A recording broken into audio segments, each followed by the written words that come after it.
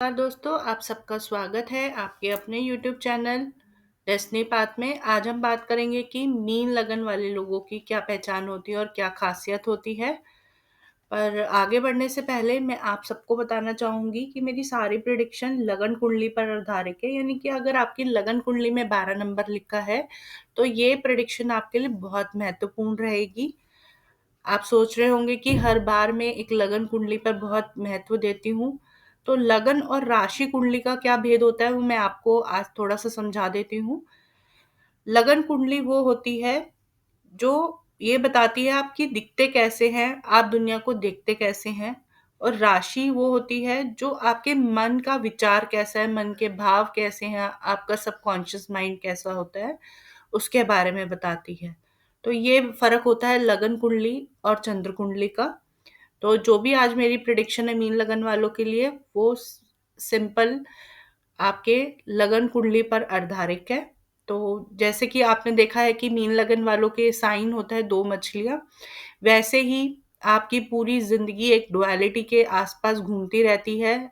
उसी डुअलिटी को लेकर आप कैसे लड़ते-झगड़ते आगे बढ़ते हैं, इसके बारे में हम आगे बात करेंगे। पहले शुरुआत करते हैं राशि लॉर्ड, यानी कि आपके जो लगन के लॉर्ड हैं, वो हैं गुरु गुरु ग्रह, जो कि एक जल तत्व प्रधान लगन है। और जो मीन लगन वाले होते हैं, वो बहुत ही संवेदनशील होते हैं, भावुक होते हैं, बड़े ही उदार और अच्छे स्वभाव के होते हैं, धार्मिक और प्रभावशाली इंसान होते हैं। पर उन्हें थोड़ा-सा अकेले रहना पसंद होता है, क्योंकि वो अपने विचारों को जल्दी किसी को बता नहीं पाते। और जैसे कि आपका साइन है 2 मछलियाँ हैं, जैसे मछलियाँ अपने विचारों में घूमती रहती है, वैसे ही आप अपने विचारों में घूमते रहते हैं। आपको बहुत ज़्यादा लोगों के साथ घूमना-फिरना ज़्यादा पसंद नहीं है, क्योंकि आपको ऐसा लगता है जो आपके विचार हैं वो हर कोई समझ नहीं सकता।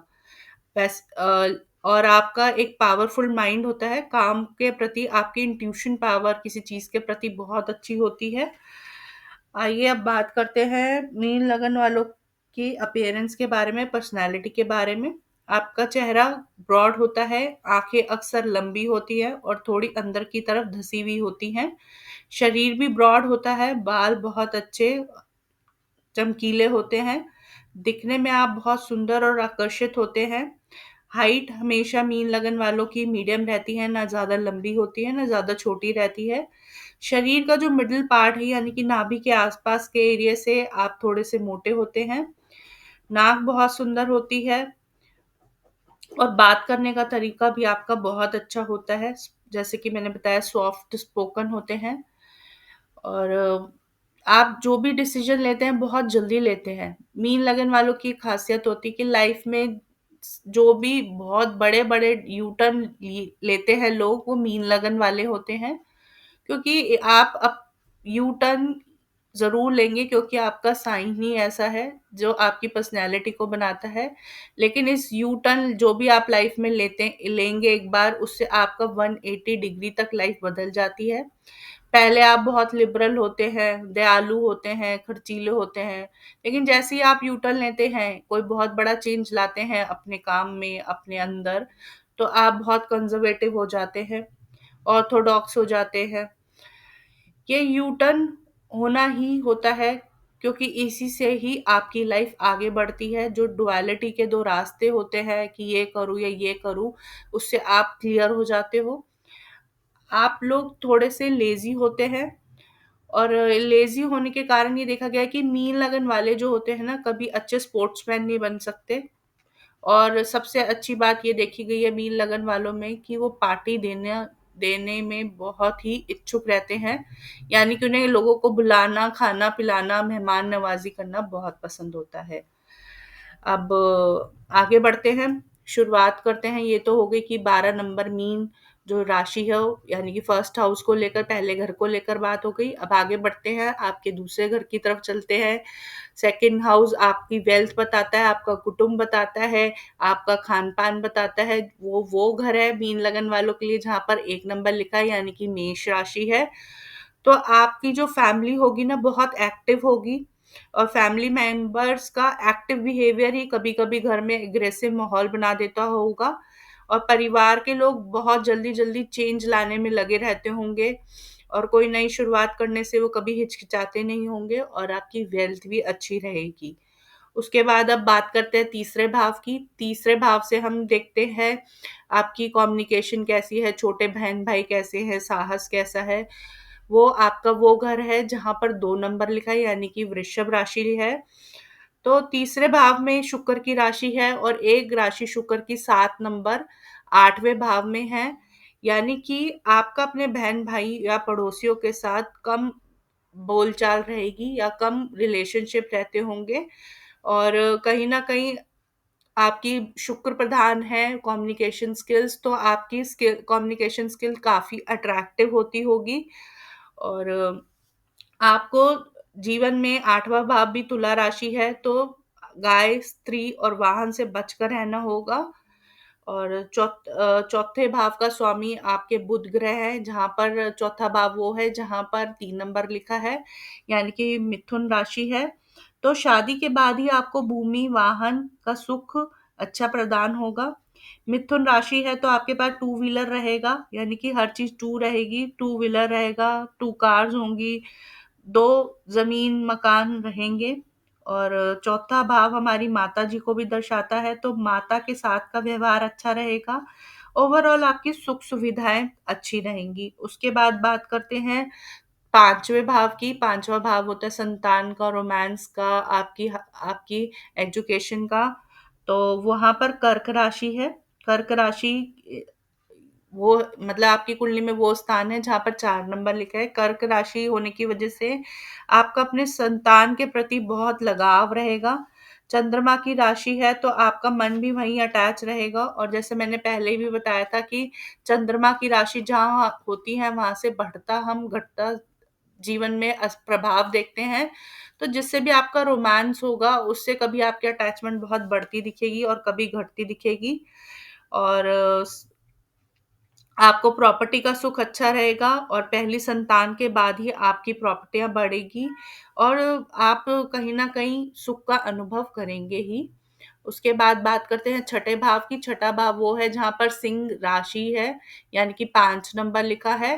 तो छठा भाव रोग, ऋण, रिपु दिखाता है, तो आपके विरोधी बहुत होंगे और आपके विरोधियों का स्टेटस यानी कि वो एक पावरफुल इंसान होंगे, पर फिर भी वो आपको हरा नहीं पाएँगे क्योंकि वहाँ पर सिंह है। आप राजाओं की तरह उस पर जीत हासिल कर लेंगे अपने शत्रुओं पर और छठी राशि होने की वजह से थोड़ा-सा पिता से भी आपका विचार विवाद रह सकता है। आपको कोई सरकारी नौकरी भी मिल सकती है। राजधानी यानी कि किसी भी स्टेट की गवर्नमेंट से आपको जॉब मिल सकती है और आपके लिए ज़्यादातर सरकारी बैंक से लोन लेना ज़्यादा अच्छा रहेगा। पर जैसे कि मैंने बताया कि वो एक रोग भी दिखाता है, तो आपको हृदय रोग हो सकता है, तो उससे भी आपको सावधान रहना चाहिए। उसके बाद बात करते हैं सप्तम भाव की। सप्तम भाव वो है जहाँ पर 6 नंबर लिखा है यानी कि मिथुन राशि है, वो आपका सप्तम भाव है। सप्तम भाव में वर्गो यानी कि कन्या राशि होने की वजह से आपकी मैरिज में डुअलिटी दिखाता है यानी कि 2 शादियाँ हो सकती हैं क्योंकि जो बुध की राशि होती है वो 2 डुअलिटी मतलब दिखाती ही है और आपके अपनी पार्टनर से लाइफ पार्टनर से विवाद रह सकते हैं क्योंकि कन्या राशि कालपुरुष की कुंडली में छठा नंबर दिखाती है यानी कि छठा भाव दिखाती है जो कि झगड़ों का है और पार्टनर की वजह से थोड़ा कर्जा भी हो सकता है आपके ऊपर और पार्टनर की सेहत को भी नुकसान हो सकता है और वैसे देखा जाए तो आप अपने स्पाउस के लिए काफ़ी हेल्पिंग नेचर के होंगे, फिर भी थोड़ा ना आपके दोनों के सोच विचार में अंतर रहेगा क्योंकि आपकी आदत क्या है कि आप कम बोलते हैं। अगर आप कम्युनिकेशन स्किल्स अच्छी रखेंगे अपने पार्टनर के साथ, बातचीत अच्छी रखेंगे, तो आपकी मैरिटल लाइफ काफ़ी अच्छी रहेगी, काफ़ी उसकी प्रॉब्लम सॉल्व हो जाएगी। और क्यों आपका पार्टनर बहुत स्मार्ट पर्सनैलिटी होंगे, अच्छे कम्युनिकेटर होंगे और आपकी एक मीन लगन वालों की खासियत होती है कि वो अपने स्पाउस के लिए काफ़ी हेल्पिंग नेचर के होते हैं। वो अपने स्पाउस को मोटिवेट करते हैं आगे बढ़ने के लिए, ये आपकी एक बहुत अच्छी क्वालिटी होती है। उसके बाद बात करते हैं आपके अष्टम भाव की, यानी कि जहाँ पर 7 नंबर लिखा है, जहाँ तुला राशि है। तो अष्टम भाव से हम देखते हैं हानि, पीड़ा, आयु, इन-लॉज़ के साथ रिलेशनशिप। तो तुला राशि होने की वजह से क्या होगा कि आपके इन-लॉज़ अच्छे होंगे, वेल्दी होंगे, रिच होंगे, लेकिन आप उनके साथ एक अच्छा मतलब काफ़ी अच्छा बैलेंस रिलेशनशिप बना के रखेंगे और आपकी रुचि भी हो सकती है ऑकल्ट के प्रति। अब आगे बढ़ते हैं, बात करते हैं 9वें भाव की। 9वां भाव है जहाँ पर 8 नंबर लिखा है, यानी कि वृषभ राशि लिखी है, जो कि मंगल जिसके स्वामी हैं। तो जीवन में आप ना गोपनीय तरीके से अपनी लाइफ को रखते हैं, काफ़ी सीक्रेट्स होते हैं आपके, आपके पिताजी के, और आपको पैतृक संपत्ति मिलती है, जमीन के मिलने के भी योग होते हैं। आपको पैसे का लाभ होता रहता है, भाग्य आपका साथ देता है, आप धार्मिक होते हैं, आप अपने धर्म के विचारों के प्रति काफ़ी क्लियर माइंडेड होते हैं, बड़े साफ मन के होते हैं धर्म को लेकर। तो वो चीज़ बहुत अच्छी होती है मीन लगन वालों में। उसके बाद आगे बढ़ते हैं 10वें भाव की तरफ चलते हैं। 10वां भाव है जहाँ पर 9 नंबर लिखा है, यानी कि धनु राशि है। तो काम धंधे के लिए काफ़ी आपको संघर्ष करना पड़ेगा, क्योंकि धनु राशि संघर्ष दिखाती है। लेकिन संघर्ष के बाद भाग्य से आपका मान-सम्मान बढ़ेगा और आपको कहीं न कहीं अपने प्रोफ़ेशन में, अपने स्टेटस में आप धन कमा पाएँगे। लाइफ़ में आपका सेवा भाव होगा, कर्म क्षेत्र में आप आगे बढ़ेंगे। आपके अंदर एक आदत होती होगी, जो भी चीज़ आपको धुन लग जाती होगी, आप उसी को लेकर आगे कर्म क्षेत्र में बढ़ते होंगे और इसी वजह से आप एक अच्छे फाइनेंशियल एडवाइज़र भी हो सकते हैं। और अब बात करते हैं आपके 11वें भाव की। 11वें भाव में आपकी मकर राशि है, तो सरकार से लाभ हो सकता है, आपको सरकारी नौकरी से लाभ हो सकता है। लग्नेश शनि है, तो आपको 36 के साल यानी कि 36 की एज के बाद से लाभ होने लगेगा। और उसके बाद बात करते हैं 12वें भाव की। 12वें भाव में आपकी कुंभ राशि है। 12वें भाव से हम खर्चा देखते हैं, आपका व्यय देखते हैं, आपका विदेश यात्रा देखते हैं। तो बड़े भाई और चाचा से आपको नुकसान रहेगा, दोस्तों से नुकसान होगा। आपका खर्चा अपने सोशल स्टेटस को मेंटेन करने की वजह से अत्यधिक ज़्यादा होगा। तो ये थी ओवरऑल मीन लगन वालों के लिए मेरी प्रेडिक्शन। अगर आपको मेरी प्रेडिक्शन अच्छी लगती है तो मेरे चैनल को लाइक कीजिएगा, सब्सक्राइब कीजिएगा और शेयर कीजिएगा, ताकि आगे भी मैं आपके लिए ऐसी वीडियो ला सकूँ। धन्यवाद।